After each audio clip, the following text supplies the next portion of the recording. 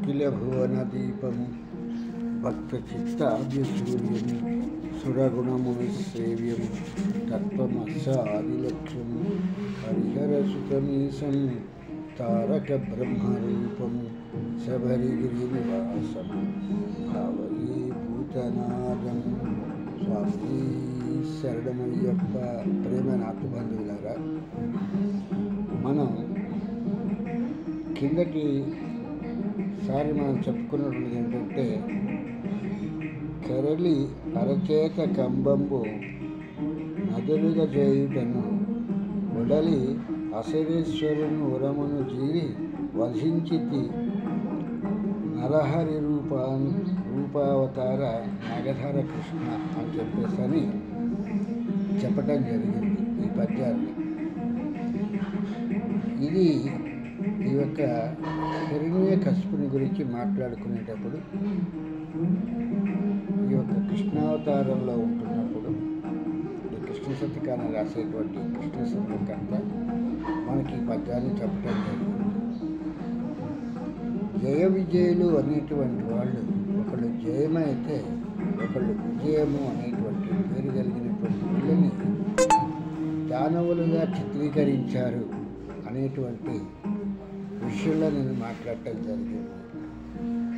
లోతుగా దిగితే కానీ వీటి తాలూకు భావాలు కానీ అర్థాలు కానీ తెలియదు. ఇక్కడ ఉన్నటువంటి ఏంటంటే, నీటిలోకి దిగి ఎలాగైతే ఈత కొట్టేటువంటి వాడి సాహసం ఎలా ఉంటుందో, అట్లాగే ఈ యొక్క ఆధ్యాత్మిక చింతనలో కూడా లోపలికి దిగటానికి ప్రయత్నించకుండా ఎంతసేపు పైనే కథలని చెప్పి, ఉదాహరణగా చెప్పాల్సి వస్తే, కథ ఎప్పుడు ఉన్నటువంటి కథలో మార్పు ఉంటుంది. కానీ మన దురదృష్టవశాత్తు ఎలా జరుగుతూ ఉంటాయంటే, ఆ ప్రహ్లాదు చరిత్ర తీసుకున్నామంటే ఆ హిరణ్యకశిపుడు కట్టుకున్నటువంటి పంచె గురించి, లేకపోతే ఆయన పట్టుకున్నటువంటి గద గురించి, వీటి గురించి వర్ణించేసి కాలయాపన చేయటం మిగులుతుంది తప్పితే, అసలు కథాగమనంలో ఆ ఒక హిరణ్యకశిపుడు అనేటువంటి వాడు ఎలా చేశాడు అనేటువంటిది, మార్గం ఏమిటి అనేటువంటి దాన్ని మనకి ఆలోచించేటువంటి స్తోమతలో మనం లేము. ఎంతసేపు కూడా ఆ ఒక ప్రహ్లాదుడిని చదివించడానికి గురువుల దగ్గరికి పంపించారు. ఆ గురువులు చెప్తుంటేనేమో ఈయన విద్యను చెప్పాడు అని అంటే, ప్రహ్లాదుడికి అంత తెలియదా? లేకపోతే హిరణ్యకశిపుడికి తెలియదా విద్య అంటే ఏమిటి అనేటువంటిది, ఏ విద్య నేర్చుకోవాలి అనేటువంటిది? కనుక ఒక్కసారిగా అన్నప్రాసన నాడే ఈ యొక్క ఆవకాయతో మనం అన్నం పెట్టి పిల్లాడి నోటిని మళ్ళీ తినడానికి లేకుండా తయారు చేసినట్టుగా కాకుండా, చెప్పవలసినటువంటివన్నీ కూడా కింద లెవెల్లో చెప్పిన తర్వాత ఆ ఒక గురుపుత్రులైనటువంటి వాళ్ళు, ఆ చండామార్కులు వాళ్ళు ఆ తర్వాత తను ఆ పిల్లవాడికి ఉపదేశంగా తన ఆ విద్యను చెప్దాము అనేటువంటి పరిస్థితిలో ఉన్నప్పుడు, తెలిసి తెలవనటువంటి శైశవ దశలాగా తయారయ్యి విద్య మాత్రమే అంటే చదవటం అయితే చదువుతున్నాడు, కానీ ప్రాక్టికల్గా అతను అది ఎలా చెయ్యాలి అనేటువంటిది ప్రహ్లాదుడికి తెలియదు. అది తెలిసినటువంటి హిరణ్యకశిపుడు ఆ ఒక పిల్లవాడైనటువంటి ఆ ఒక ప్రహ్లాదుడికి అతను దీన్ని ప్రాక్టికల్గా ఎలా చెప్పాలి, ఎలా చూపించాలి, ఎలా చేయించాలి అనేటువంటి విషయాన్ని ఆలోచించి ఈ యొక్క విషయాలన్నింటినీ కూడా చెప్పడం జరిగింది. దురదృష్టవశాత్తు ఏంటంటే, ఈ యొక్క ప్రహ్లాద చరిత్రలో పంచాబ్దముల వాడు తండ్రినగు నా పక్షంబు నిందించి అని చెప్పేసని ఇందులో పోతన గారు రాయటం జరిగింది. మూలమైనటువంటి సంస్కృత భాగవతంలో వేరే రకంగా రాయటం జరిగింది. దీన్ని తెలుసుకోలేనటువంటి వాళ్ళు, అవిద్యలో ఉన్నవాళ్ళు, పంచాబ్దముల వాడు అంటే ఒక 5 సంవత్సరాల పిల్లవాడిగా మాత్రమే చిత్రీకరించి వీడిని ఏదో జ్ఞానవంతుడిగా చూపిద్దామని చెప్పేసి అని అనుకుని ఈ సినిమాల్లోనూ వీటిల్లోనూ చూపించడం జరిగింది. వాస్తవానికి అతనంత మరీ చిన్నపిల్లవాడేమీ కాదు. ఈ యొక్క పంచ ఆబ్దంబులు అనేటువంటి అర్థం వేరుగా ఉంది. ఇవన్నింటినీ కూడా ఈ యొక్క తక్కువ సమయంలో చెప్పుకురావటం అనేటువంటిది కొంచెం కష్టతరమైన విషయం. కనుక అతనికి రమారమిగా ఈ యొక్క నరసింహావతారంలో వచ్చినటువంటి నరసింహమూర్తి ఆ హిరణ్యకశిపుని చంపేసే టయానికి అతను రాజ్యాధికారం చేయాల్సి వచ్చేప్పటికీ 25 సంవత్సరాల పైనే ఉన్నాయి తప్పితే మరీ 5 సంవత్సరాల పిల్లవాడికి రాజ్యాభిషేకం చేయలేరు. కాబట్టి ఈ విషయాన్ని గమనించవలసిందిగా శ్రోతలకి చెప్పటం జరుగుతున్నది. అతను పెద్దవాడే, ఒక 25 సంవత్సరాల నుంచి 30 సంవత్సరాల వయసులో ఉన్నటువంటి వాడు. అతను ఆ గురువుల దగ్గర నేర్చుకుంటూ ఎంతసేపు కూడా మామూలు విద్యనే నేర్చుకుంటున్నాడు తప్పితే బ్రహ్మ విద్యకి సంబంధించినటువంటి విద్యకి పునాది అతనికి పూర్తిగా తెలియదు. ఆ జీవ విద్య, ఆ ఆత్మ విద్య అనేటువంటి దానికి ఇది మహా పండితులకే అర్థం కానటువంటి విద్య. ఈ ఆత్మ అనేటువంటిది ఏ ఇంద్రియాలతోనూ గ్రహింపలేనిది, ఊహకు అందనిది, ఈ జగత్తులో ఎక్కడా కల్పించేది కాదు. అదీకాక ఆత్మ దేహంలోనే ఉన్నప్పుడు దేహాతీతమైనదని ఎట్లు విశ్వసిస్తాము అనేటువంటి విషయాన్ని కూడా తెలుసుకోవాల్సిన ముఖ్యమైన విషయం. నిర్వికార, నిష్క్రియము, నిర్వికల్పము ఇత్యాది పదాలతో వర్ణిస్తూ ఆత్మ సర్వత్రా ఆకాశం వల్లే వ్యాపించి ఉన్నదంటే ఆకాశము వల్లే ఆత్మ శూన్య వస్తువే కావాలి అని కొందరు వాదిస్తారు.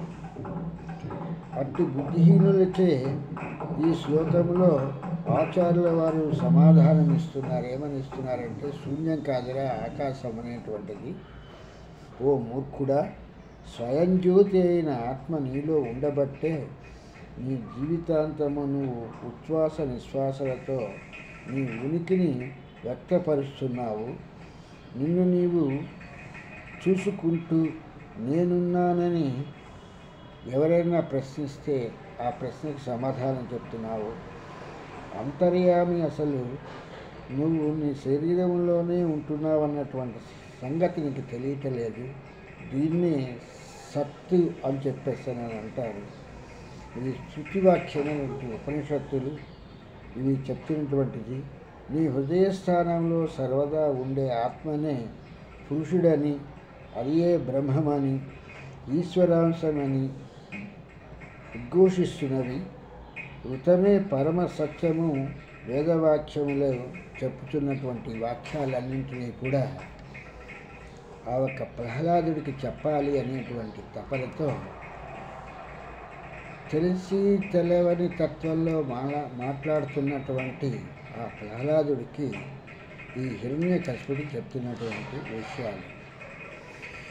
అందుకే నీకు గురువులు ఏం చెప్పారో చెప్పి దాని అర్థంతో నాకు వివరించు అని చెప్పేసని హిరణ్యకశిపుడు ఆ ఒక ప్రహ్లాదుని అడగటం జరిగింది. చదివించిరి నను గురువులు, చదివితి ధర్మార్థముఖ్య శాస్త్రములు, నే చదివినవి గలవు పెక్కులు, చదువులలో మర్మమెల్ల చదివితి తండ్రి అన్నాడు. నన్ను చదివించారు గురువులు, నేను చదివాను. ఆ చదువులలో ఉన్నటువంటిది ఏదైతే ముఖ్యమైన విషయం ఉందో దాన్ని నేను తెలుసుకున్నాను. ఆ తెలుసుకున్న విషయం ఏమిటి అని ఈ యొక్క హిరణ్యకశిపుడు అడగటం జరిగింది. దానికి తను సరైన సమాధానాన్ని చెప్పలేకపోవటంతో ఈ యొక్క ప్రహ్లాదుని యమంలో ముందు ఈ ఆత్మతత్వాన్ని తెలుసుకోవాలి అంటే యమము అనేటువంటి దాంతో ప్రారంభించాలి. ఇవి మానేసి దేహాన్ని కష్టపెట్టడం మానేసి ఎంతసేపు సుఖంగా కూర్చుని మనం హాయిగా ఆనందంగా అన్నట్టుగాను కుర్చీలో కూర్చుని ధ్యానాలు చేయటం, లేకపోతే ఏవో పూజలు చేసేస్తున్నంత మాత్రం చేతనే మనకి ఆ దైవం ఏదో వరాలు ఇచ్చేస్తుంది అనుకోవటం తప్పితే ఆత్మతత్వాన్ని గురించి తెలుసుకుందాము అనేటువంటి ప్రయత్నము మనం చేయట్లేదు. దీనికి కారణం ఏంటంటే కొంతకాలం ఈ యొక్క జైనులు, మన దురదృష్టవశాత్తు బౌద్ధులు అనేటువంటి వాళ్ళు ఆ బౌద్ధ మతము జైన మతము విరాజిల్లినటువంటి ఆ కాలంలో బుద్ధ భగవానునే మన వాళ్ళు అడిగితే ఆత్మ ఉన్నదా లేదా అంటే బుద్ధుడే చెప్పలేకపోయాడు. ఆత్మ ఉందో లేదో అనేటువంటి విషయాన్ని తనే చెప్పలేకపోయాడు. అటువంటి పరిస్థితిలో ఆ మతం అంత విరాజిల్లిందంటే పునాది లేనటువంటి కట్టడంలాగా ఆత్మ గురించి తెలియకుండా, ఆత్మ సత్యము అనేటువంటి విషయాన్ని తెలియకుండా దేశాలంతా కూడా బౌద్ధ మతం ప్రజ్వరిల్లింది. దానితో పాటు మన దురదృష్టవశాత్తు బౌద్ధ మతంలో ఈ యొక్క సన్యాస దీక్ష అని చెప్పేసి ప్రారంభించి వివాహం లేకుండా బ్రహ్మచారిగా ఉంటేనే ఏవో ముక్తి వచ్చేస్తుందని చెప్పేసి ఊరు అన్నట్టుగాను ఈ బౌద్ధ మత సన్యాసులు రావటం జరిగింది. కానీ నిగ్రహం లేనటువంటి ఈ బౌద్ధ మత సన్యాసులు కొందరు ఇతర కన్యల్ని పెళ్లి చేసుకుని గృహస్థాశ్రమంలోకి మారిపోవటం జరిగింది. కనుక ఈ యొక్క మత ఆచారాల్లో ఏం జరిగిందంటే ఆత్మ అనేటువంటి దాన్ని తెలుసుకోకపోతే, ఆత్మతత్వము అనేటువంటిదే తెలియలేనప్పుడు ఆ మతం శూన్యంగా అన్నట్టుగా ఆ మతానికి పునాది అనేటువంటిది లేదు. అందుకే మన యొక్క సనాతన ధర్మంలో కపిలుడు చెప్పినట్టుగా ఈ ఆత్మ అనేటువంటి దాన్ని తెలుసుకున్నానని చెప్పడంతో ఈ యొక్క మతానికి ఇంత విశేషమైనటువంటి ఆదరణ లభించి ఇంతకాలంగా అన్నట్టుగాను ఇది ఎందరు మతాల్లో వచ్చి ఎన్ని మతాలు వచ్చి ఈ యొక్క హిందూ మతాన్ని నాశనం చేద్దామన్నా కూడా నాశనం కాకపోవటానికి ఏంటంటే అంతటా వ్యాపించి ఉన్నటువంటి ఆత్మ మూలంగా ఆత్మతత్వం జీవిస్తూనే ఉన్నది అనేటువంటి విషయాన్ని మనం మరోరానటువంటి విషయం. కనుక ఇక్కడ ఏం చెప్తారంటే ఈ సత్ అనేటువంటిది ఆత్మ అంటే ఏంటి? కాల, చెయ్య, కన్న, ముక్క, నోర ఏది అని చెప్పేసని ఇదా అని చెప్పేసని అడుగుతుంటే కాదు కాదు అనేటువంటి దాన్ని నేతి వాక్యము అని చెప్పేసి వాదము అని చెప్పేసారు. ఈ నేతి వాదంతో వచ్చి ఆఖరికి వీళ్ళు దానికి కావలసినటువంటి విషయాన్ని తెలుసుకునేంత వరకు ప్రశ్నిస్తూనే ఉంటారు. ఇలా ప్రశ్నించినప్పుడు మాత్రమే మనకు విషయం అనేటువంటి తెలుస్తుంది. ప్రశ్న మనం వెయ్యనంత కాలము కూడా మనకి దాని గురించినటువంటి విషయాలు తెలియవు. మనం చదువుకున్నటువంటి చదువుల్లో కూడా ఒక పారాగ్రాఫ్ ఇచ్చి ఆ పారాగ్రాఫ్లో చదివి ఆ కింద క్వశ్చన్స్కి ఆన్సర్స్ కూడా అదే పారాగ్రాఫ్లో ఉంటాయి. ఆ ఒక క్వశ్చన్స్ కూడా ఆ పారాగ్రాఫ్లో నుంచి ఇవ్వటం జరుగుతుంది. కనుక ఇటువంటి విషయాలన్నింటినీ కూడా మనం గమనించకుండా తర్కము అనేటువంటి దాన్ని మనం పూర్తిగా మర్చిపోయాం. తర్కము మీమాంసలోకి వచ్చినప్పుడు మాత్రమే ఈ యొక్క ఆత్మతత్వానికి సంబంధించినటువంటి విషయం తెలుస్తుంది తప్పితే తర్కమే లేకపోతే ఎంతసేపు కథలు వినటంతోనే మిగిలిపోతుంది మన తాలూకు జీవితాలు. ఆ ఒక హిరణ్యకశిపుడు కంచిపట్టు పంచ కట్టుకున్నాడు అంటే కంచిపట్టు కట్టుకుంటే మనకెందుకు, కట్టుకోకపోతే మనకెందుకు? అసలు హిరణ్యకశిపుడు అంటే ఎవరు? ఈ యొక్క జయ విజయుల్లో జయుడెవరు, విజయుడెవరు, ఈ హిరణ్యాక్షుడెవరు, హిరణ్యకశిపుడెవరు? ఇట్లాంటి డెఫినేషన్స్ అన్నీ కూడా మనం తెలుసుకోవాలంటే కొంచెం లోతుగా దిగితే కానీ వీటికి తెలియదు. అందుకని ఇక్కడ ఈ శంకరాచార్యుల వారు చెప్తున్నారు, ఓ మూర్ఖుడా విను, నీ దేహాతీతమైన శరీరములో సత్యరూపమై పురుషుడు ఉన్నాడు. ఆ పురుషుడే నీ ఆత్మ. దానినే నువ్వు నేను అనేటువంటి విషయంగా సంబోధిస్తున్నాను. ఆ పురుషుడే నీ ఉనికిని అస్తిత్వతను కల్పిస్తున్నాడు. అట్టి సత్తు కల పురుషుని నువ్వు ఏ విధంగా శూన్యమని భావిస్తున్నావు?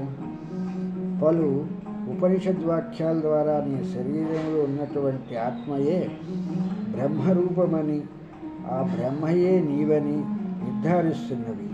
తైత్తరీయోపనిషత్తులో నీ బ్రహ్మస్వరూపమని, ఆ బ్రహ్మయే నీవని నిర్ధారిస్తున్నవి. తైత్తరీయోపనిషత్తు నీ శరీరము రక్తమాంసాదులతో నిండి ఉన్నది. ఈ దేహాత్మకు మించి మనోగతాన్ని ఊహకందని ఆత్మ వేరొకటి ఉన్నది అని పలుకుతున్నది. అది నీ జీవాత్మ ప్రాణమే. బ్రహ్మమని, ప్రాణో బ్రహ్మ చాంద్రోపనిషత్తు చెప్తున్నటువంటిది, వినిపిస్తున్నటువంటిది. వీటితో పాటు నీ జీవతత్కాల బలమును సైతము ఉపయోగించి యథార్థమేదే తెలుసుకో. నీ ఉనికిని నీవు కాదనలేదు కదా.